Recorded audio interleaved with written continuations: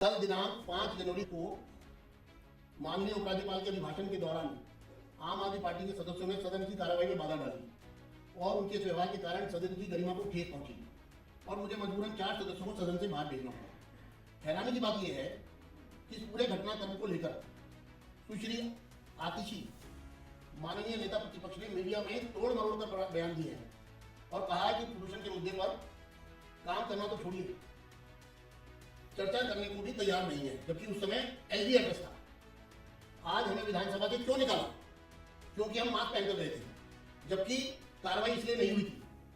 जनता के समक्ष आप चेयर को के बारे में दिए गए निर्णयों के बारे में आप अगर उसको तोड़ मरोड़ कर या झूठ के रूप में परोस रहे हैं तो ये बड़ा गंभीर मामला है। पहली बात तो चर्चा कल उस समय एलजी एड्रेस था और एलजी एड्रेस में उस समय कोई चर्चा का विषय ही नहीं था। जो भी चर्चा थी उसमें एलजी साहब का एड्रेस होना था। फिर आपने ये कैसे कह दिया कि चर्चा को तैयार नहीं है, जबकि मेरे पास रूलिंग पार्टी की तरफ से पहले ही चर्चा के लिए समय मांगा गया है और वो मैं समय दे रहा हूँ। कॉर्पोरेशन में चर्चा के लिए सदन में खुले दिल से चर्चा होगी, इसका मैंने आश्वासन दिया है। इस प्रकार सुश्री आतिशी जी ने मीडिया से कहा कि उन्हें सदन में प्रदूषण का मामला उठाने की अनुमति नहीं दी गई थी और न ही उन्हें मास्क पहनने की अनुमति दी गई थी, जबकि ऐसा नहीं था। सब लोग बैठे थे, अगर कोई पहना है तो हमने कोई इसको मना नहीं किया। कहाँ किसने मना किया? कहाँ मना हुआ?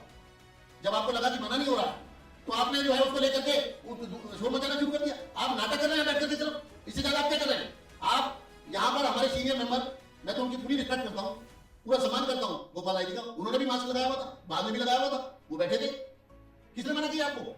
लेकिन आपने बैठिए, अब आप विषय को खत्म करेंगे, जबकि उनको ये पता होना चाहिए कि कुछ ऐसे मामले होते हैं जिन पर अध्यक्ष को निर्णय लेना होता है।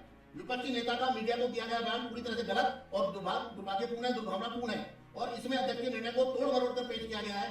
विपक्ष के सदस्यों को माननीय उपराज्यपाल के संबोधन में बाधा डालने के लिए बाहर निकाला गया था और यह हमारी आचार संहिता के नियम 6 के तहत सदस्यों की आचार संहिता का उल्लंघन है।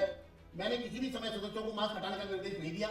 इसके अलावा सदन में कोई मुद्दे को उठाया जा सकता है, इस बारे में निर्णय तब तक नहीं लिया जा सकता तब माननीय उपराज्यपाल अपना संबोधन दे रहे हैं। अंत में इस प्रकार नेता प्रतिपक्ष का यह बयान पूरी तरह गैर जिम्मेदाराना है और उनकी अपरिपक्वता को दर्शाता है, क्योंकि ये आरोप सीधे तौर पर चेयर पर लगाए गए हैं। मुझे इससे बहुत पीड़ा हुई है और मैं पूरे मामले को विधानसभा की प्रक्रिया तथा कार्य संचालन नियमों के नियम 82 के तहत सदन की विशेषाधिकार समिति को जांच करने और रिपोर्ट देने के लिए सौंप रहा हूँ।